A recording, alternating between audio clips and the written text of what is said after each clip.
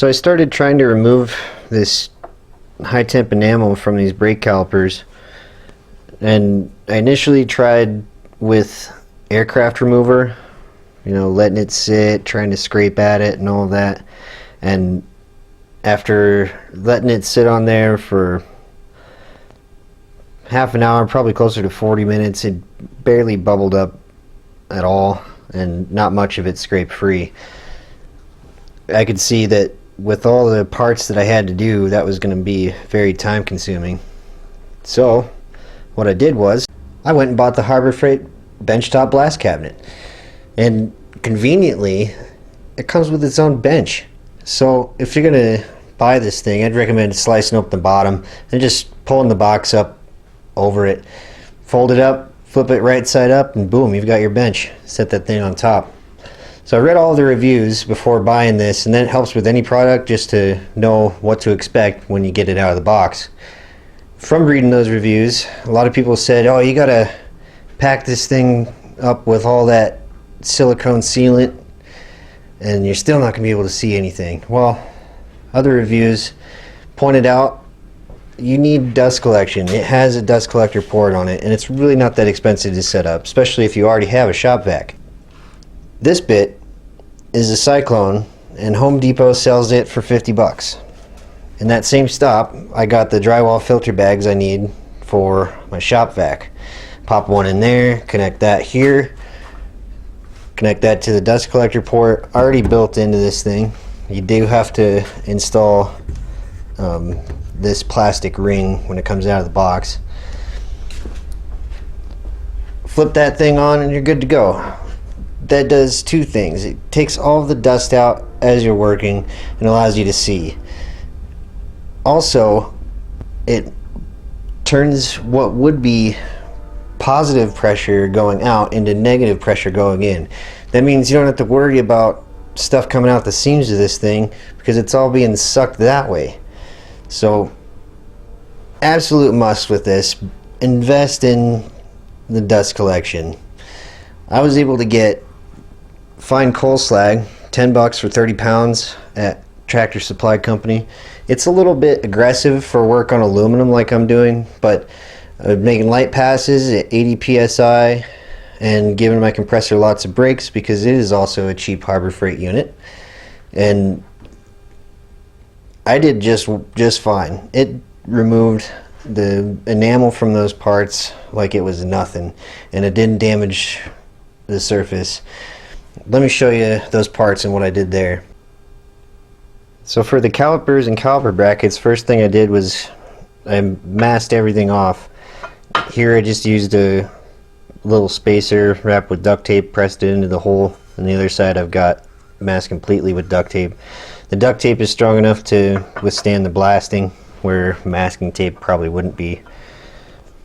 For other things like the caliper pistons, I actually measured out and 3D printed my own masking plugs.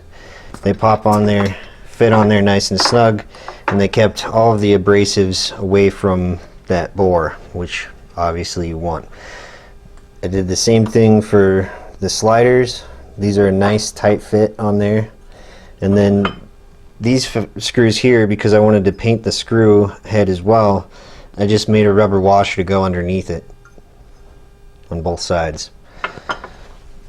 So I was able to blast all of these parts with ease. Anyway, back to the blasting cabinet. This thing comes with extra protective plastic that goes on the inside. It already comes with one pre-installed, and I'm thinking most of that's probably surface dirt, but I was still able to set my GoPro up on top and get some pretty nice views of the blasting, which I'm going to fast forward through right now.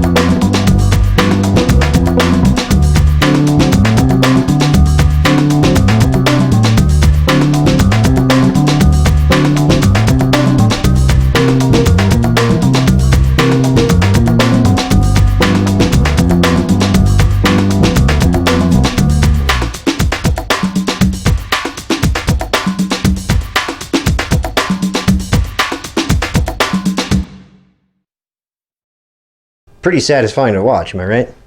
So the other thing that I picked up from the reviews is to get yourself some nice magnetic LED lights. I just happen to have these laying around, and these are the kind that you touch, which is really convenient because I can just stick my hands in the gloves once I'm ready to work and tap that light and turn it on. Same thing turning it off. So that's super convenient. If you can find some touch activated magnetic LED lights, it also makes a world of difference on the visibility in there. So the last thing that this sandblasting cabinet really needs is a vibrating mechanism on the hopper in the bottom. That was the one issue that I had, was stuff not getting returned back down to the hopper in time to be sucked up, and I found myself having to kind of rattle it around, which coincidentally is made easier by the fact that I've just got it sitting on the box. So a little nudge here and there, and that was settling everything down. But it would be nice to have something that you could turn on at the flip of a switch to kind of settle things back down in there. Maybe just some vibrating motor on the bottom. I can't see that being part of the sandblasting cabinet out of the box at its price point. Maybe an upgrade kit. Who knows? So all in all, was it worth the investment just to do this one job so far? Absolutely. I cannot imagine doing that work up to a level that's ready for paint with chemicals. That would have just been a nightmare. I'm really glad that I made this choice. It was $140 for the Benchtop blast cabinet, which includes its own bench, and $50 for the dust collector cyclone, another couple bucks for the bucket, another couple bucks for the drywall filters, $10 for a 30-pound bag of media, and I was set to go. 100% worth the investment, and I have no doubts that I'm going to use this thing heavily in the future. I do want to get some of the brown aluminum oxide and some different lighter medias, but the Harbor Freight near me, for some reason, hasn't seen the brown oxide or anything but walnut shells for that matter in months. So I'm going to keep my eye out for that. If you have a good place to get blasting media, I prefer brick and mortar. It's easier for me than shipping where I live, so if you know of a place that commonly carries good sandblasting media, hopefully a variety, drop that down in the comments. But that's going to be it for this one.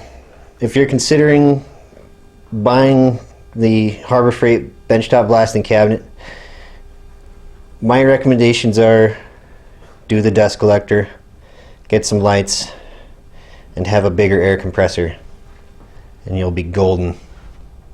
Enjoy. Thanks for watching.